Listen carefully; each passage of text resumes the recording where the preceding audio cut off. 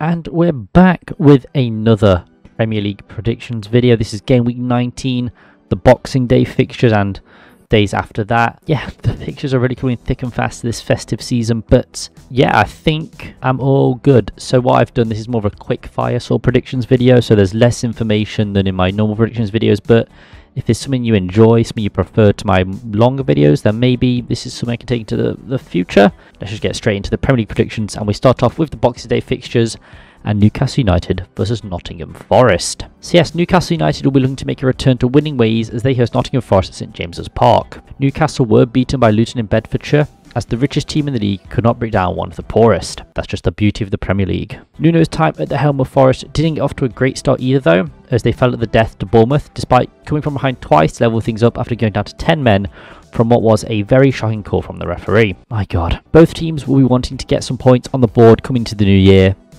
and I'm going to say 2-1 to Newcastle United.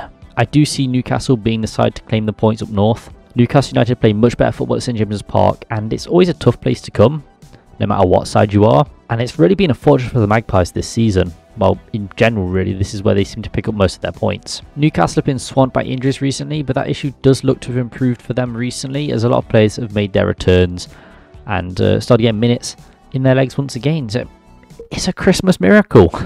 Forest have not looked great on the road since their return to the top flight. It was a very big issue last season, and it looks to have reared its head again this season. So it's going to be very interesting to see how we perform under Nuno, especially with a few more sessions under the belt.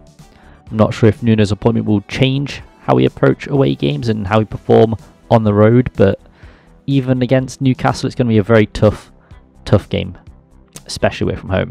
Unfortunately, I just don't think Forest are in a position to challenge these types of teams on the road yet. You know, St James's Park is always going to be a tough place to go, and Forest don't look like a team that can really challenge that at the moment. Crazy things have happened though, and we could see a very shock Forest victory, which I'd be all for, but unfortunately I do think the Geordies are going to take all 3 points. And then we move on to Sheffield United versus Luton Town. It's a relegation scrap as bottom of the league Sheffield United host fellow newly promoted side in Luton Town. The Blades impressively held Aston Villa to a draw in Birmingham after even more impressively going ahead against the title contenders. It was a very spirited performance from Sheffield United, even if they did receive a bit of help from VAR, but unfortunately they fell at the death to a Villa equaliser. Luton continue their impressive showing and are really acquitting themselves well as a Premier League outfit. You know, they're looking like the best of the newly promoted bunch, which isn't saying much, but for a team that many people, myself included, discounted, they're doing quite well, as they only sit 2 points from safety. Initially, you would have thought that Sheffield United and Luton Town were very similar as they came up, but both teams have adapted to the top flight very differently, and with a spot above the relegation zone available, you could see some very exciting Boxing Day football. I'm going to say 1-1. I can see the points being shared in South Yorkshire. That draw in Birmingham will have given the Blades a lot of confidence going into this clash. Their opponents also won over Newcastle, which will also boost their confidence. Luton Town do generally perform better at home though, as do Sheffield United, and I don't think it's crazy to call them underdogs in this match. Sheffield United, that is. I think Luton Town are looking like a better side at the moment. Sheffield United should be the underdogs coming into this one. Sheffield United look more solid under Wilder than they did before he came in, and despite some difficult fixtures, they've not actually been dominated like they have been previously. I mean, they've faced Aston Villa, they've faced Liverpool, and they weren't destroyed. They even grabbed 3 points against Brentford, so they're looking quite decent under Wilder, to be fair. I do see both teams coming away with a point from this clash. And then we move on to Bournemouth versus Fulham. So we go from 2 newly promoted sides to 2 of the previous season's promoted teams, as Bournemouth host Fulham at Dean Court. Both teams have been enjoying good seasons so far, as they both find themselves next to each other in the league. Bournemouth are just a point ahead of their opponents, with the Cherries coming off the back of another win as they beat 10 men Nottingham Forest at the death, with Sankey bagging a hat-trick along the way. Fulham were beaten by newly promoted Burnley at Craven Cottage. What? Fulham had been free scoring at the Cottage in their 2 games prior to hosting the Clarets, but just could not find the back of the net against the newly promoted team. Both sides do look quite evenly matched this season, but I'm going to say 2-0 to Bournemouth. You know, despite both teams being quite evenly matched, I do see the Cherries being the ones to claim all 3 points on the coast. The home side are in some brilliant form at the moment, with Solanke being the main man. His hat-trick takes the Englishman to 11 league goals this season, which keeps him head and shoulders above the rest of the Bournemouth team. Fulham weren't brilliant at the back against either Newcastle or Burnley, and I do see Bournemouth being able to exploit that frailty too. They have a lot better attacking players, a lot better an attacking force than Burnley do, so it's going to be a long day for Fulham fans. They've become a very attacking side under Iraola, and I see them being able to grab another 3 points and continue their impressive run of form. I can't see Fulham troubling Bournemouth too much on the coast. And then we move on to Burnley versus Liverpool. The Clarets host Liverpool at Turf Moor as they look to start a winning run in order to escape the relegation zone. Burnley ran out winners against Fulham in a shock victory which boosted their survival hopes as they now sit 3 points from safety. Liverpool are keeping the title race both tight and interesting as they shared the points with Arsenal at Anfield, with just a point separating the two, which also keeps them level on points with Villa as well. Liverpool will be wanting to keep their title challenge competitive, and Burnley like a good opportunity to do that, and I'm going to say 2-0 to Liverpool. I don't think it's an understatement to say that Burnley have been struggling with the top flight this season. They will have received a big boost in confidence after that impressive win over Fulham, but this Liverpool side are just a different beast entirely. Liverpool have picked up further injuries, but I have no doubt they'll come out firing, and I cannot see Burnley offering that much in the way of attacking threat. It does depend on what Liverpool side shows up, as the scoreline could be much larger, but based on recent performances, I can't see it being a massive domination job like many people may be thinking. I do see them as a side outfit taking all 3 points though, and climbing to the summit of the league, even if just for a day or two. And then we move on to Manchester United versus Aston Villa. Manchester United will be looking to put their slump in form behind them and make a return to winning ways as they host Aston Villa at Old Trafford. Villa will look to keep their title challenge alive and put their shock draw to Sheffield United behind them, which is a tall order at Old Trafford, but this is not a great Manchester United side, so who knows. As I mentioned, Manchester United have not been looking great recently, and that was compounded as they fell to West Ham in the capital. They've been offering very little in attack recently, which is in stark contrast to the visitors, and because of that, I'm going to say 3-0 to Aston Villa. I do see Villa taking 3 points back to Birmingham. As I mentioned, Manchester United have not been playing well recently, and that's also in part down to injuries that they've suffered from, with many important players on the sidelines. United have failed to score in their 3rd straight league match, or 4 straight matches in all competitions, and I can't really see them offering much to threaten Aston Villa either. Villa will be without Cash and Kamara due to suspensions, with no new players set to return to the fold. United, on the other hand, could see Rashford and Eriksen start as they both came off the bench in their last match, but I can't really see that helping their goal scoring woes, especially not Eriksen. No offence, but he's not really a goal scorer, is he? I do see the Villains taking all 3 points, and I can't see them being too troubled by United, to be honest. Yeah, I don't know what's going on at United, but I'm here for it. Who doesn't love a United downfall, am I right? And then move on to the Wednesday fixtures and Chelsea versus Crystal Palace. Chelsea host fellow London side Crystal Palace in a West vs South London clash. Both sides have not been enjoying a great run of form recently. Chelsea are coming off the back of a loss to Wolves in the West Midlands, which wasn't great as they kept spurning chances, and that really bit them as Wolves kept all 3 points. They were just extremely wasteful. I don't know. They had many attempts, many tries to score the winner or to score the first goal, but they just threw their chances away, Palace are coming off the back of another draw as they shared the points with the M23 rivals at Selhurst Park. Both sides have been swamped with injuries this season, but do look to be emerging from the A&E room as each side is seeing more players returning coming into this new year. I'm going to say a 1-1 draw though. I can see the two London sides sharing the points. Neither side has really filled me with much confidence, and both look to be going through their own goal scoring issues at the moment. Overall though, Chelsea will be much more effective in front of net this season. With Nkunku back from injury, they'll be looking to start scoring goals once again.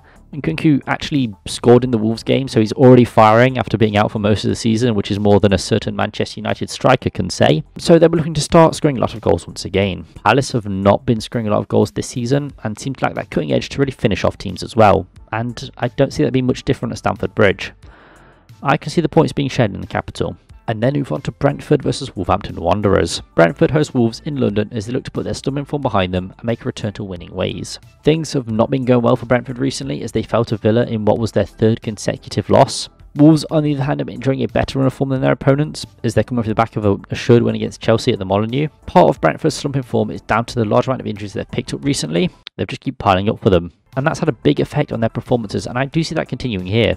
I'm going to say 2-1 to Wolves. I can see Wolves grabbing the 3 points in the capital. As I mentioned, Brentford have been swamped with injuries recently, with their top scorer Mbeumo still sidelined, and as such their attacking threat has been majorly blunted. And that can be seen in their goal scoring woes as well. They are just not scoring the goals they used to be. Wolves are also still struggling in front of net, but that has been caused mostly by the absence of Pedro Neto, who's still out. There was like a rumour that he could be coming back, but then apparently still injured, so they're still suffering without him, but they're just getting by. Brentford do have the advantage of their game being postponed last week as City competed in the Club World Cup, so they will be feeling more well rested than their opponents and will have had more time to work on how they can break down this Wolves side, but it really remains to be seen who will be back for the Bees. Despite all that though, I am backing Wolves to take all 3 points back to the West Midlands because Brentford just aren't looking good at the moment and Wolves are really coming into a good run of form, so I do see Wolves taking all 3 points. Won't be an easy clash, I don't think, but I just think they've got the better team at the moment, and with the players they've got compared to the players that Brentford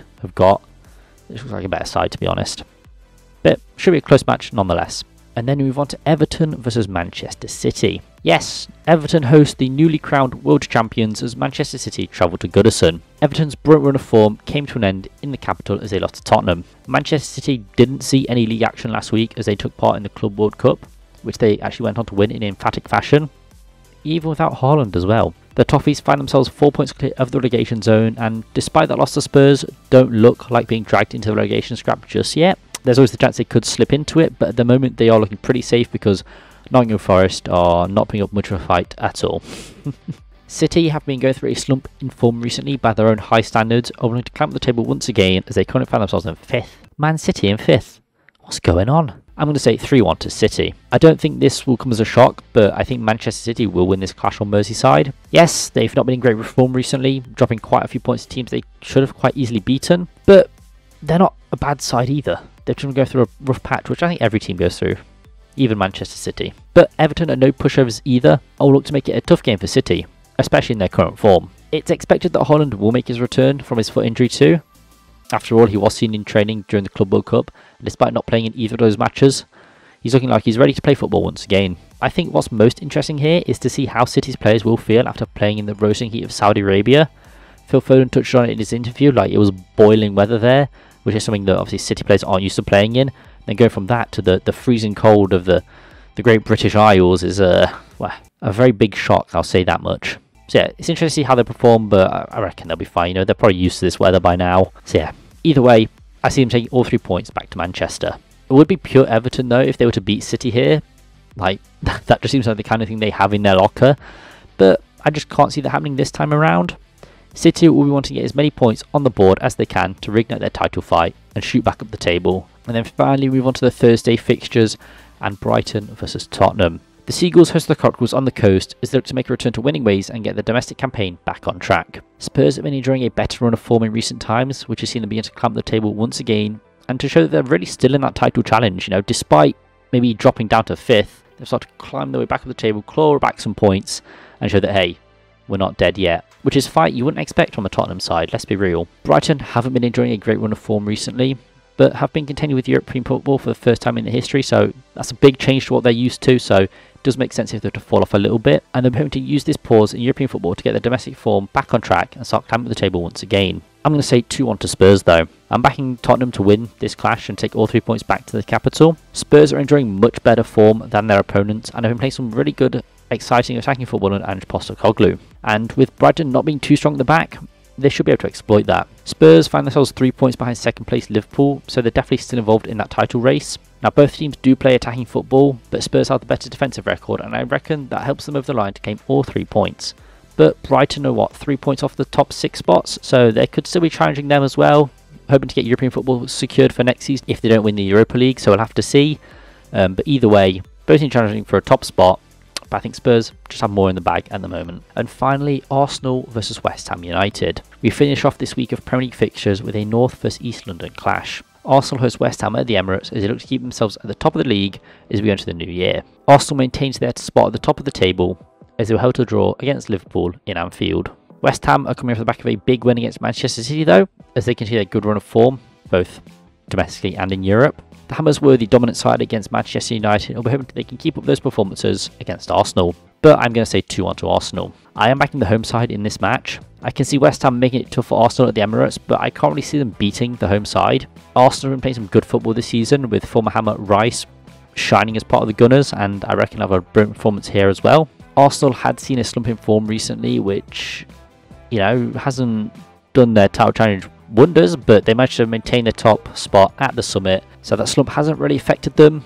But things are looking up for Arsenal's players are returning from injury, and they can really keep their title challenge going strong and maybe not bottle it this season. West Ham haven't been affected with injuries, Antonio being the only absentee, but that's not affected goal scoring. He's not really had much of an impact on the team at all this year. But I don't think they have enough to beat Arsenal at the Emirates. So I'm backing Arsenal to win this clash and keep all 3 points in their side of London. But yeah, so those would be my Game Week 19 Premier League predictions. I know this video is a lot quicker than the normal ones I put out. But hey, I'm trying a new format, especially with the hectic festive fixtures. I think this is best. And yeah, it may be something I continue in the future. I just want to see what people think, see if they prefer this one or the normal predictions I do with a bit more information regarding each team. But who knows? We'll see. I just have fun making this. It's a nice change. I've been O2GT. Hope you had a wonderful Christmas. Hope Santa can give your team all 3 points, unless you're Newcastle United. And I'll see you guys in the next video. Peace.